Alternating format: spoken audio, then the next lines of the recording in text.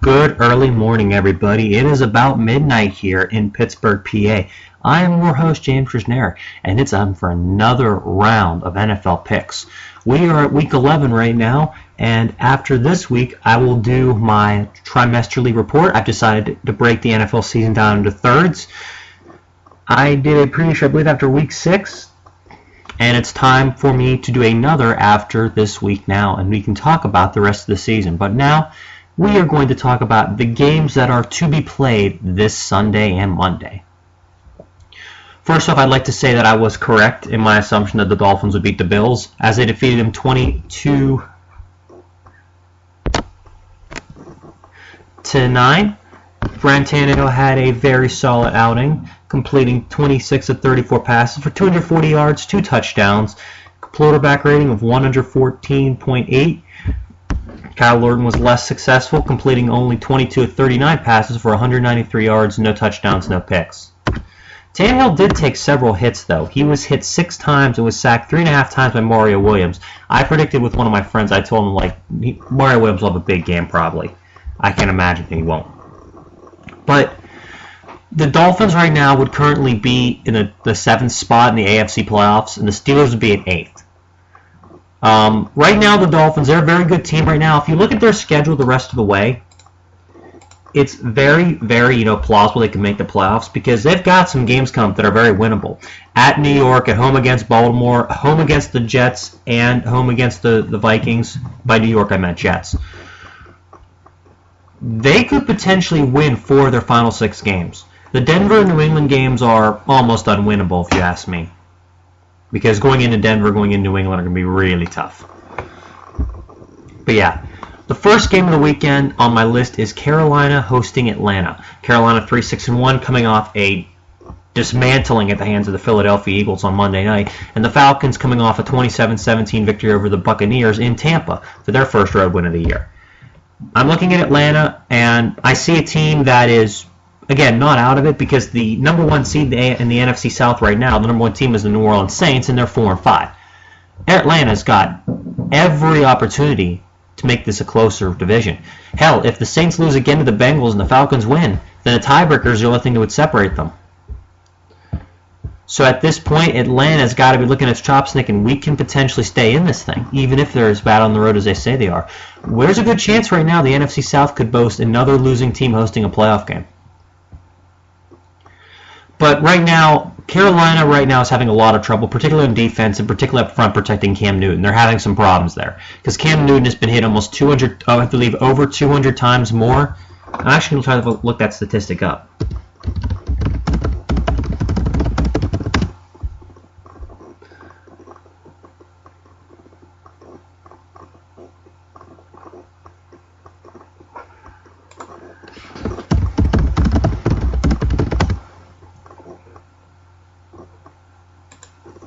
Over the last 4 seasons, Cam Newton's been hit 531 times.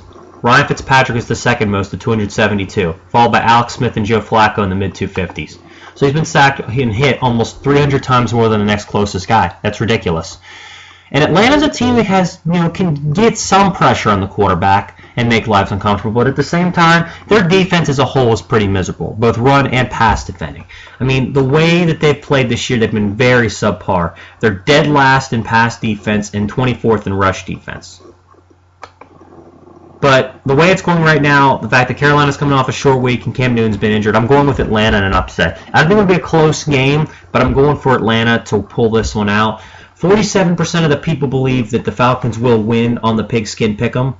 On ESPN, that's what I use to pick my games. I'm currently in 151,018 place with 90 points, and the number 1 overall spot is 114 points. So I probably won't win it, but hey, it's been fun.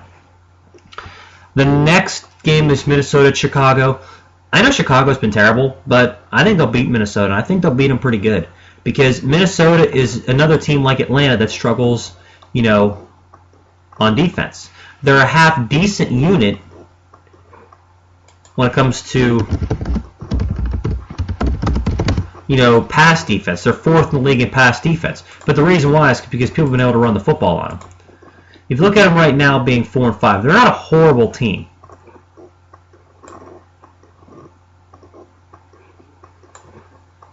But they're just going up against opponents that overmatch them. And I think Chicago's a team that can overmatch them, particularly in the passing game with Martellus Bennett, the tight end, who's having a good year. Receivers Brandon Marshall and Alshon Jeffrey, and Jay Cutler, barring he doesn't have another turnover fest. But for the Vikings, Teddy Bridgewater is not going to be able to lead this team to a victory over the Bears. Him going into Chicago would be tough. I know the defense of the Bears is absolutely horrid. It's probably the worst in the league. But I really can't find a scenario in which Bridgewater goes into Chicago and leads the Vikings to a victory. It'd be really tough. So I'm going to go with Chicago in an upset. I think that they'll have a good chance. And currently, 67.85%, 68% of the people believe that I'm right. I'm going to be right. The next game, we got the Houday at the Houdat, as the Bengals travel to New Orleans to take on the Saints. Bengals 5-3-1, Saints 4-5. Bengals last week, coming off of a loss to the Browns, which they were horrible on Thursday night. Not this Thursday, but last Thursday. And the Saints getting defeated at home against San Francisco. Let me tell you something right now. If the Saints don't beat the Bengals by 15 points, they should be embarrassed, because the Saints have one of the best offenses in the league, and they're running the football.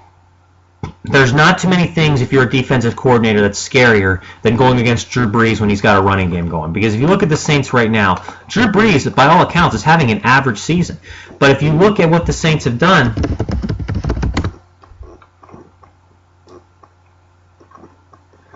the past few games, they've gone over 100 yards rushing in each of their last 3 games. And if you look what they've been averaging per game over that stretch, 145 yards rushing per game. And the only game they've not hit 100 yards this year was against Detroit. So they've been moving the ball on the ground very effectively. They're the 6th best rushing attack in the league, 3rd best in yards per carry, and they got 12 rushing touchdowns. Overall, right now, they are the number 2 yardage offense in the league. But Brees, by all accounts, is having an average season, and yet the Saints are still in playoff contention. Now, for the Bengals, they're in tough nut to crack, because just when you think the Bengals are going to turn the corner and get a chance, to take a division lead, they blow it at home to the Browns. No offense to Cleveland, but Cincinnati, you should be able to. If you're going to be a good team, you need to beat your division rivals at home.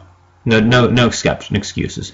And I know Andy Dalton, he had the worst game of his career, 10 of 33 for 86 yards and 3 interceptions, one of the worst statistical games in NFL history. It's going to get a little better against the Saints because their defense isn't as good as the Browns, but at the same time, I don't think that it's going to be that much better, because you're going into the Superdome. And the Saints at home in the Superdome under Sean Payton are ridiculously good. Hell, last year was the first time the Saints under Payton had lost at home, I'm pretty sure, since 2010, I want to say. Long-ass time. Go with the Saints. Browns hosting the Texans. The Browns 6-3, beating the Bengals, as I mentioned. And the Texans, I believe, last week, going with their schedule, they lost. They had a bye last week, and they lost the week before in Philadelphia. Or at home against Philadelphia. Houston's a good team, but right now Cleveland is clearly proving to be the class of the AFC North, which I never ever thought I'd admit to saying that. But right now, you look at them right now as a team, they're extremely balanced on offense. Brian Hoyer, again, he's not throwing for a lot of yards. He's really not. You look at his total right now. You look at the Browns on offense in general. They're 16th in passing yardage, average. They've only thrown 10 passing touchdowns, 28th in the league. But if you look at them right now, they have the most running attempts in the league. They're staying committed to the run game. Guys like Terrence West, Ben Tate, and Isaiah Crowell as a running back by committee have proven to be very effective. And the thing that's scarier, they get Josh Gordon back in a couple weeks. The leading receiver from last year who's suspended for 10 games. I can't even begin to describe what's going to be nightmare going against that defense, especially because they've got other targets like Andrew Hawkins, Miles Austin, and Jordan Cameron. Browns quickly turning into a contender. Brian Hoyer's been consistent this year. He's throwing for 245 yards a game. Not a bad total. He's not really blowing it away, but at the same time, they're throwing the ball well enough to win. As for the Texans, this is game 1 of the Ryan Mallett era. Ryan Mallett, of course, I believe was at Arkansas, drafted by the Patriots, and then was traded to the Texans prior to the season. He gets reunited with Bill O'Brien, who was the offensive coordinator for the Patriots. No, the quarterback coach, when he and Brady were together. But I got to go with the Browns in this one. They're at home. Mallett's first start. It's just really tough to ask him to beat the Browns in Cleveland in his first start. 79% of the fans agree.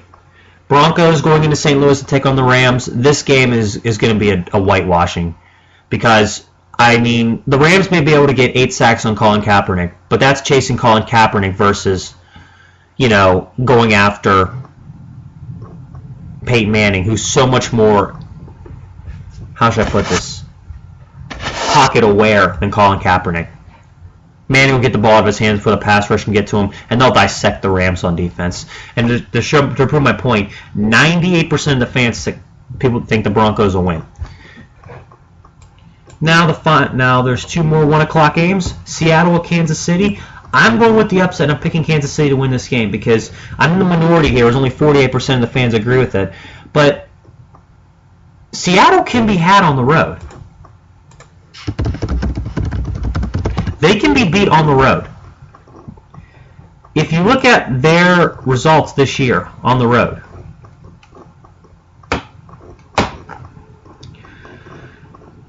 they played very average, losing it at San Diego. They were not very good that day.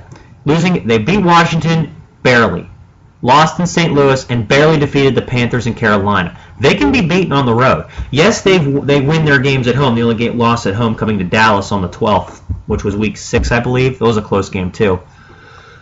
Looking at it from my perspective, going on the road presents a problem because they don't get any crowd noise to feed off of. I'm looking at it from this point of view. The way that Seattle plays on the road is going to be tough, and the way Kansas City plays at home is just going to be ridiculous. Because you look at the way Kansas City plays at home. Yeah, they lost the home opener to the Titans, but if you look at that, they blew out the Patriots, they blew out the Rams, and they defeated the Jets. I mean, the Patriots weren't the Patriots that are now like they were in September, but, they still beat them. Bottom line is, I think the Chiefs at home get enough ammunition, they have enough crowd noise, and just enough offense with Jamal Charles, and enough defense led by I believe the current leading sacker in the NFL, Justin Houston, I believe he's got 12 sacks. I think that should be good enough to get the job done. Giants hosting the 49ers. I'd love to see the Giants win this game. I really would, because I've always liked Eli Manning. I've always thought the Giants were cool. I like their uniforms. But I don't see it happening. I look at the 49ers, and they're just too complete a team. I mean, Patrick Willis is done for the year. Navarro Bowman might not play this year. And they're inside linebackers. But if you look at it, they get Alden Smith back, from his suspension. One of the best pass rushers in the NFL. He had over 19 sacks a couple years ago. Colin Kaepernick's elusive as ever, and let's put it this way: Anquan Bolden's going to be a matchup nightmare for this Giants secondary. I'm looking forward to this game, but I think the Giants will lose. I think the Niners will win, and the Niners are predicted to win by 84% of the fans. And now for the final 1 o'clock game. I just went through a couple really good ones, and now the laugher. 1-8 Tampa at 3-6 Washington. This game is going to be a rout as well. I mean, 93% of the fans pick Washington for good reason. Washington, on paper, may not be a good team, but they're 6th in passing yardage and 16th in rushing yardage. They've had some good offensive outputs this year. They put up some good points on Philly. They were able to put 17 on Seattle, which is impressive considering Seattle's shut down defense. Arizona, they put up some good points. Minnesota, who's a good defense, they put up some points. Ultimately, I think and they put up 41 in week 2 when they took out the Jaguars. But Tampa's defense is on that level as Jacksonville's. They both have 1 win, and they're both terrible teams, god-awful teams. I look for the Buccaneers pass rush, which hasn't been very effective the last few weeks, and their secondary ever since they traded Mark Barron, which was a dumb move, to really struggle against the Redskins team with Deshaun Jackson, Pierre Garçon. The list goes on and on of the targets they have. Regardless who's starting a quarterback, Redskins blow them out. The first 4 o'clock game is another laugher. Oakland at San Diego. That game's going to be a joke for this reason, because San Diego is scoring points at a phenomenal pace. The Raiders keep turning it over and have no defense. 97% of the fans are picking San Diego. Now the 2 4 o'clock marquee games, we've got Arizona hosting Detroit. even though Arizona does not have Carson Palmer for the rest of the year, I think they beat Detroit. And what I think gets them the win over Detroit is this. At home, huge. Stout defense, huge. This will be the best defense that Stafford and the Lions have gone against. I mean, you look at the 2 losses the Detroit Lions have had. In Carolina in Week 2, and versus Buffalo at home in Week 5.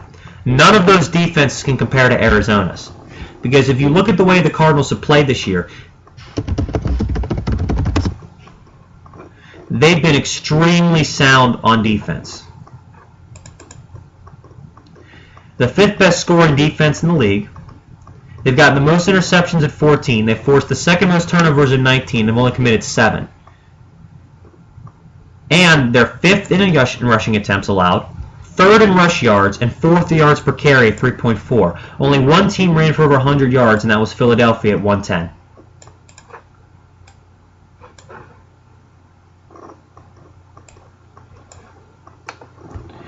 Right now, that secondary, I know it's ranked 30th in the NFL, but it gets results done. They get interceptions, and they can hold you down if need be. Like Antonio Cromartie and Antonio Cromartie and Patrick Peterson. Oh my God, I'm still thinking Dominique Rodgers plays for him. I got to get that checked out. But anyways, Patrick Peterson, great cornerback duo. I know the Lions have Matt Stafford, and they've got Calvin Johnson back from their injury. And Golden Tate's been a phenomenal pickup in free agency, one of the best free agent pickups of the year. But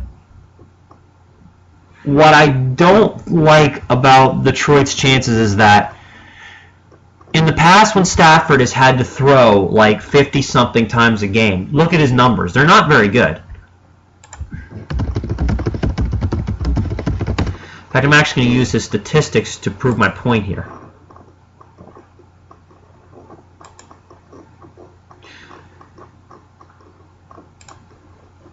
In Matt Stafford's career,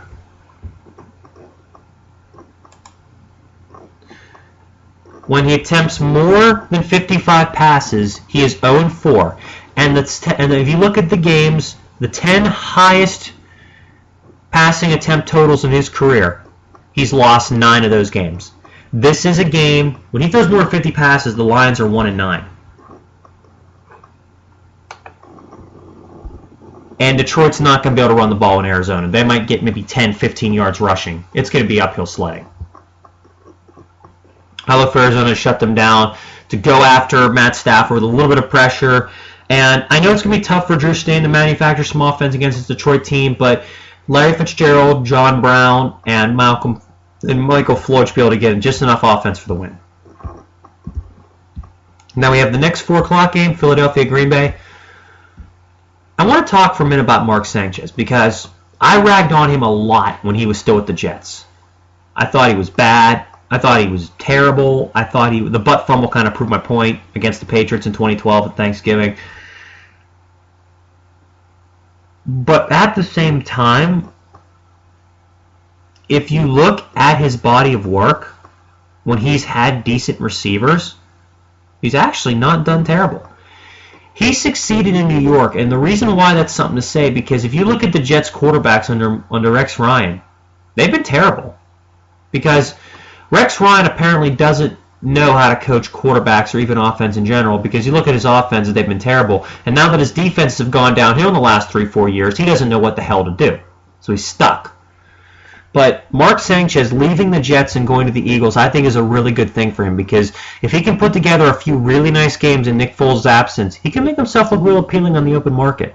And I could think of several teams that could probably use him. Like Tampa Bay maybe could, because it proven Mike Lennon or Josh McCown didn't work out.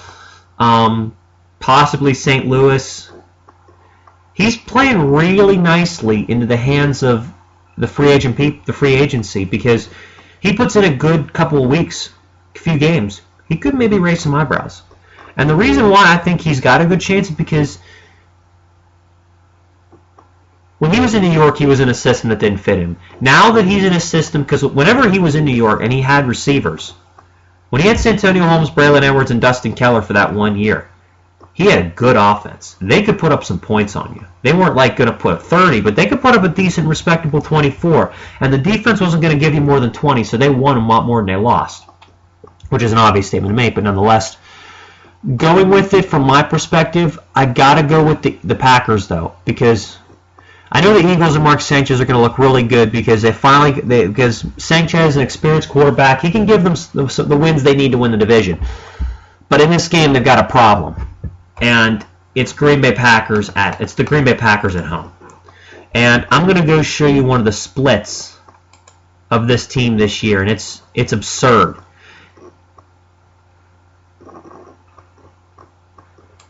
As a team this year, if I can just find their statistics here real quick. This is taking a second.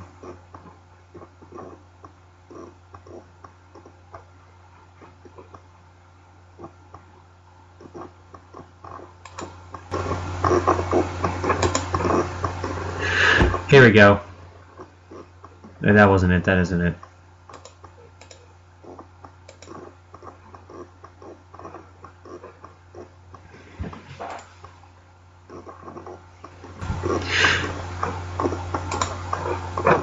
I was able to find it today. Hang on.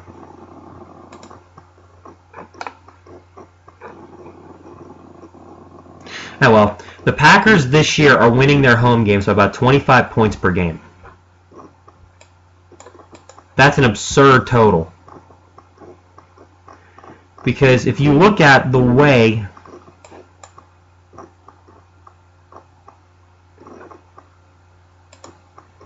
that they've been winning this year at home in the blowouts that they've had, like they may be average on the road with losses to Seattle, Detroit, and New Orleans, but if you look at them at home, 38 points on 42 points on Minnesota, 38 on Carolina, 55 on Chicago. Not to mention 31 on the Jets, too. Yeah, I'd say they're going to put up some points, and I don't see Philly matching them, even if Mark Sanchez plays well. Now I move on to the Sunday night game. Tom Brady and the Patriots, Andrew Luck and the Colts. I'm going with the upset. I'm picking the Colts. The Colts are only favored to win by 45% of the fans. But I have a reason why.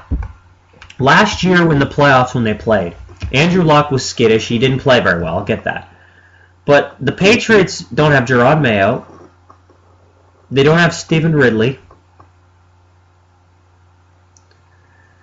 Their best receiver is Rob Gronkowski, and although he's playing well, that's really all that Gronkowski and LaFell, and he's kind of making do with that. I know Brady's playing better, but here's the point I want to make here.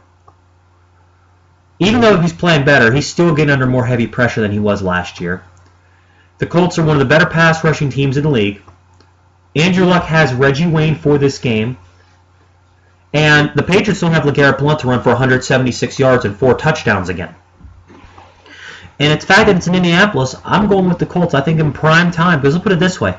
Last year in prime time, the Colts defeated the undefeated Broncos. Andrew Luck at home can play some good ball. And I think it's time to, and I'm going to use some numbers to back up my claim. Andrew Luck at home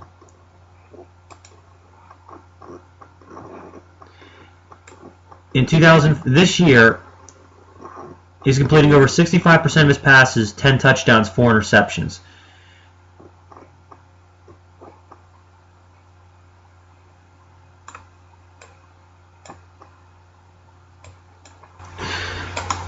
If you look at last year, his numbers at home are better than on the road. Even his rookie year, his numbers at home are far better than on the road.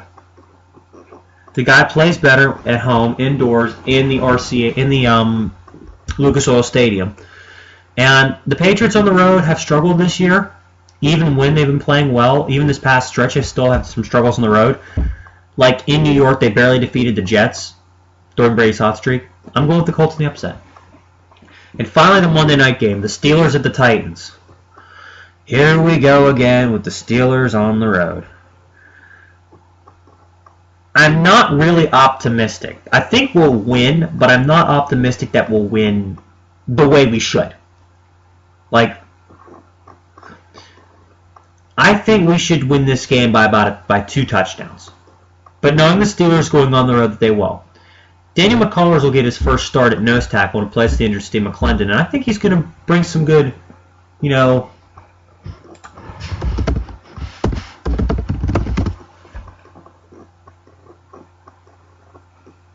some good oomph to the defensive line, because he's a beast. He's 6'7", 352.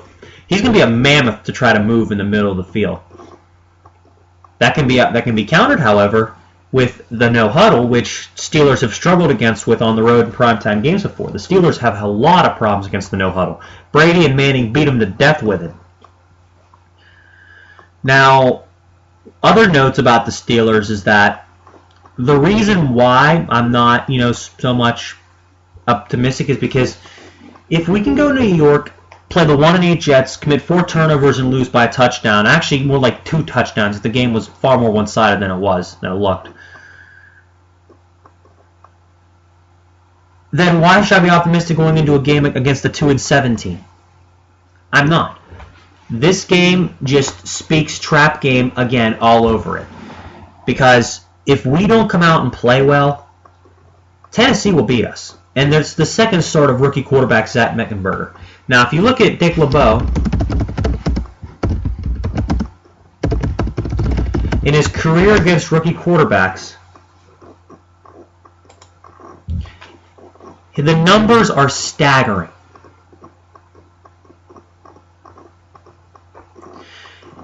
Dick LeBeau's career record against rookie quarterbacks is 19-2 as the defensive coordinator for the Steelers. In fact, only 2 rookies have ever beaten him. Brandon Whedon, but the Steelers committed 8 turnovers that day.